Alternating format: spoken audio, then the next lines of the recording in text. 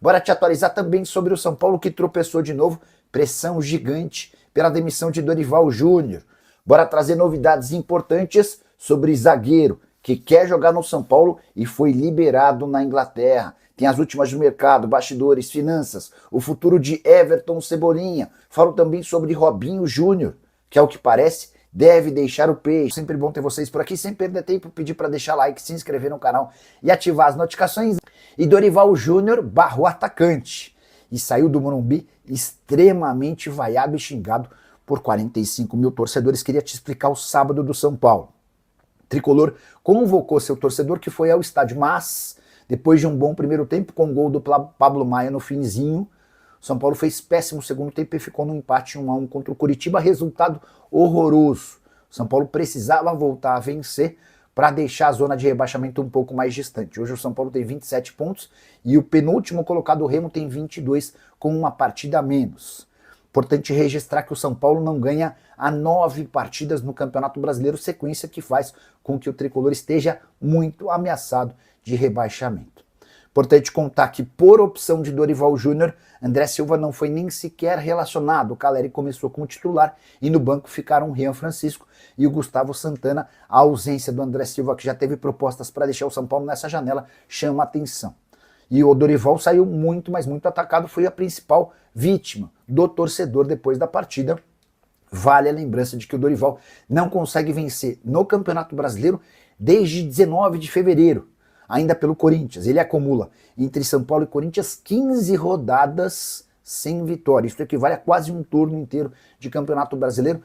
Péssima fase do treinador, que já foi comandante da seleção brasileira, mas não para de decair. Só para fechar o noticiário do São Paulo, contar que o Rogério Caboclo desistiu da candidatura à presidência do São Paulo. O candidato de oposição tem tudo para ser Marcelinho Portugal Gouveia, que é filho do ex-presidente lendário Marcelo Portugal Gouveia. São Paulo tem solução? Está ameaçado de rebaixamento? Dorival é o culpado? Já usa o espaço para comentário e registra a sua opinião. Só não esquece de deixar like, de se inscrever no canal. A gente se encontra assim que surgir notícia. Tchau. E o América do México entrou forte na briga por Carlos Vinícius. Péssima notícia para o Grêmio e para outros clubes brasileiros que andaram sondando a situação do centroavante, que é artilheiro do Campeonato Brasileiro. Carlos Vinícius não está na mira apenas do Cruz Azul, mas também do América do México, um dos principais, se não o maior time mexicano. De acordo com a imprensa estrangeira, a oferta do América do México é para assinatura de um pré-contrato para que ele chegue de graça em janeiro, ganhando 7 milhões de dólares por temporada. A gente está falando de mais ou menos 3 milhões de reais por mês. Vale a lembrança de que o Carlos Vinícius hoje ganha, entre salários, direitos de imagem e luvas, 950 mil mensais. Centroavante de 39 jogos, 18 gols e 2 assistências, que foi especulado nos últimos dias no Palmeiras, embora já tivesse estado na mira de Corinthians, São Paulo, entre vários outros.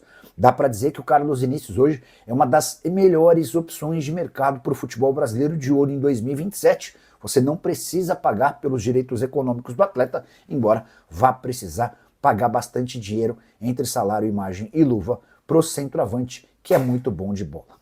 Francisco Fernandes Nicola, Igor Paixão no São Paulo. Ô Francisco, deixa eu só conferir se o Igor Paixão que você está falando é o jogador do Olympique. Cara, esse cara estava sendo pretendido por clubes gigantes do futebol europeu, tá? Não tem a menor chance de o São Paulo contratá-lo. Ó, o Igor Paixão, só para quem não associou o nome à pessoa, é um atacante de lado de campo que surge no Curitiba, passa rapidinho pelo Londrina, volta para o Coxa, faz uma grande temporada de 22 e é vendido para o Feyenoord. No Feyenoord ele fica até 25, quando ele se muda por Marseille. Na primeira temporada na França, 42 jogos, 12 gols e 6 assistências, tá? Jogador de só 26 anos de idade. Nascido em Macapá, no Amapá. Cara, quer ver, ó? 37 milhões de euros ele está avaliado. Eu estou usando essa pergunta só para falar um pouquinho sobre a ótima fase dele.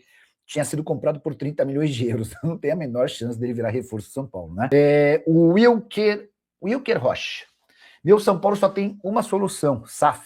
O time agora não tem ativos para vender, nem jogadores pontuais. O jogador não pode ficar velho no time. Um dia a conta chega. Ótimo ponto. Essa história do ativo é algo bem relevante, tá? E que pouca gente pensa, né? Por exemplo, hoje, o Corinthians tem melhores ativos do que o São Paulo. o Palmeiras tem muito melhores ativos do que Corinthians e São Paulo. O que é ativo, Nicola? É o jogador, que pode se valorizar e ser vendido. E se o São Paulo quiser uma grande venda hoje, o São Paulo vai tentar o Marcos Antônio por 10 milhões de euros, 15, não acho que não chega. O Bobadilha talvez por 10 milhões de euros. E algum dos meninos, mas os meninos parecem muito novinhos ainda, né? O Corinthians sonha com 20 milhões do André, acho que não vai chegar. Sonha com 20 milhões do Bidon, não vai chegar, mas você consegue chegar a mais do que Marcos Antônio e Bobadilha, né? Você tem o Yuri Alberto, cujo o direito do Corinthians é de 50%, mas é um jogador que já teve proposta, por exemplo, de 22 milhões de euros. Aí você teve o Hugo com proposta do Milan, o Mateuzinho que foi especulado no Zenit, enfim. Eu vejo mais opções no Corinthians para fazer dinheiro do que propriamente no São Paulo. E o Palmeiras com muito mais opções quando a gente discute times de São Paulo, certo? E o zagueiro que já esteve nos planos do São Paulo acaba de ser liberado para procurar clube. Igor Júlio, brasileiro de 28 anos de idade, não permanecerá no Brighton. Ele até teve emprestado na temporada passada ao West Ham, voltou para os últimos 6 meses, não foi utilizado e o Brighton o colocou numa lista de atletas negociáveis, por empréstimo ou em definitivo. A prioridade do Brighton era encontrar um clube em definitivo. Como não existiram propostas, nesse momento o Brighton já aceita emprestar. Zagueiro de bom nível, que viveu ótimos momentos, especialmente na Áustria e na Itália. O Igor Júlio foi recentemente pretendido pelo Botafogo e pelo Cruzeiro. Na negociação com o Cruzeiro, a coisa não avançou porque o Brighton pediu mais de 6 milhões de euros para negociar. Sobre o São Paulo, o Igor Júlio teve na temporada passada no Tricolor, no Refis, para fazer um tratamento. Foi durante o mês de janeiro. Na oportunidade, ele fez uma série de elogios ao São Paulo, entre aspas, dizendo o seguinte: sempre assisti aos jogos do São Paulo, gostava de ver o time do Luiz Fabiano e do Dagoberto.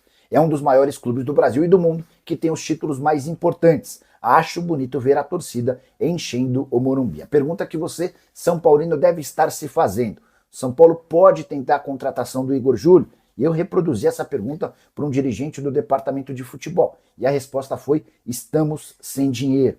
São Paulo, que já havia demonstrado interesse no Bastos, zagueiro angolano que recentemente deixou o Botafogo, mas também a limitação de grana foi o problema. São Paulo que enfrenta nesse sábado Curitiba com a expectativa de mais de 45 mil pessoas no Morumbis. As organizadas, inclusive, preparam uma recepção ao ônibus para receber o time na chegada ao estádio por volta das 19 horas. Informação importante sobre Everton Cebolinha, o atacante que ainda não completou 12 jogos no Campeonato Brasileiro, teve um resfriado conveniente. Por que eu estou dizendo isso? Cebolinha não tem sido utilizado nas últimas partidas do Flamengo. Dessa maneira, se mantém com 10 jogos no Campeonato Nacional, que lhe permitem atuar por um outro rival da Série A. Você sabe, né? Um atleta que fez até 12 jogos no Brasileirão ainda pode se mudar para outro clube. Fez a 13ª partida e isso está impossibilitado. Cebolinha não disputou os 2 últimos jogos, contra a Vitória e também contra o Cruzeiro, e também deve ficar de fora diante do Mirassol. Um quadro gripal o impediu de treinar ao longo da semana. Cebolinha que não joga desde 26 de junho, no empate em 1-1 do Flamengo contra o São Paulo. Na oportunidade foram 13 minutos em campo. É importante registrar ainda que o Cebolinha tem hoje como seu grande problema a questão salarial. Ele tem contrato com o Flamengo até dezembro, e para sair agora, haveria necessidade de uma compensação financeira para o Fla. Pro Cebolinha talvez seja mais negócio esperar até dezembro, porque em vez de o Flamengo receber essa compensação financeira, quem ganha o dinheiro é o Cebolinha. O problema é que ele ganha R$1,5 milhão por mês hoje, e o Cebolinha ainda quer uma compensação, um pagamento de luvas, que levariam esse custo para mais de R$2 milhões mensais. Temporada de 23 jogos, 3 gols e 1 assistência. A pergunta que eu deixo para você: Cebolinha vale R$2 milhões por mês?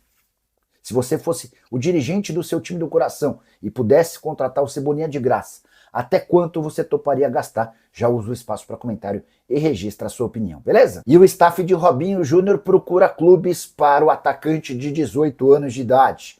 A verdade é que Robinho não consegue jogar sob o comando de Cuca, atleta que foi recentemente sondado pelo Genoa da Itália, embora sem proposta, e tem sido alvo de especulações com clubes da Série A.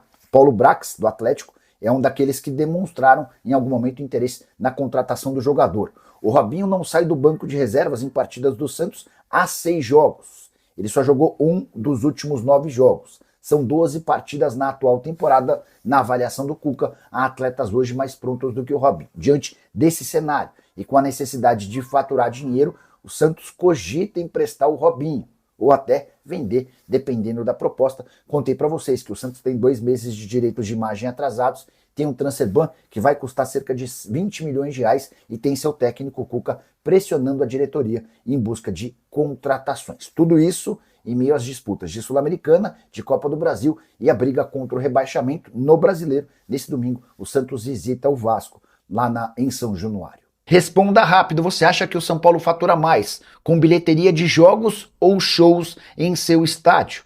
Acertou quem respondeu shows, e a diferença é absolutamente surpreendente.